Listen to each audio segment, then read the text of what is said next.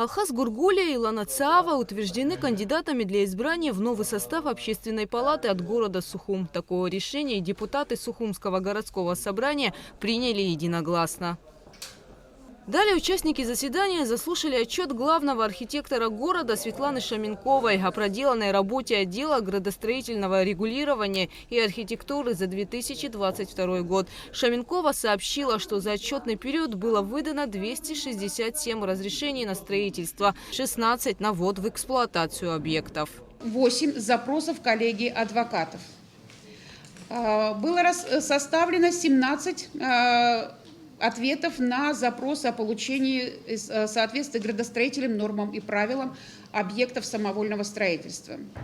Было издано 12 архитектурно-планировочных заданий.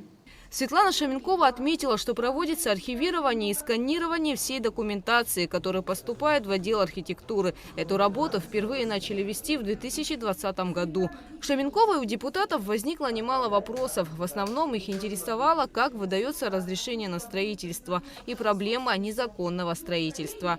По словам Шаменковой, основной проблемой является то, что в данный момент нет утвержденного генерального плана развития города. Вопрос градостроительного кодекса активно обсуждался специалистами отдела архитектуры и депутатами Народного собрания еще в 2018 году. В 2018 году, когда нам случайно удалось получить экземпляр проекта градостроительного кодекса, мы в выходные дни с Союзом архитекторов, несколько человек, кто смог прийти, проштудировали этот градостроительный кодекс, написали свои замечания по этому вопросу и представили их депутатам, которые разрабатывали этот кодекс. С просьбой: ребята, вот есть замечания, вы их обсудите, нужно откорректировать, нужно включить, нужно что-то изменить, надо дополнить. Мы готовы с вами сотрудничать.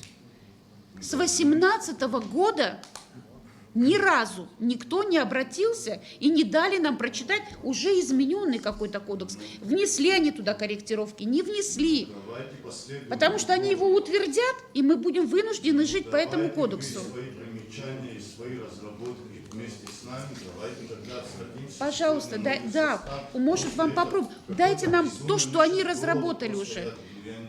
То, что они там уже разработали. Вот это нам нужно понять, что они разработали и что мы можем дополнить, или нам не нужно. Или он такой замечательный, что нам не нужно ничего дополнять, его нужно только утверждать.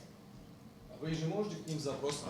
Ну, мы обратились, сейчас Резу Зантария занимается этим вопросом, он обещал нам.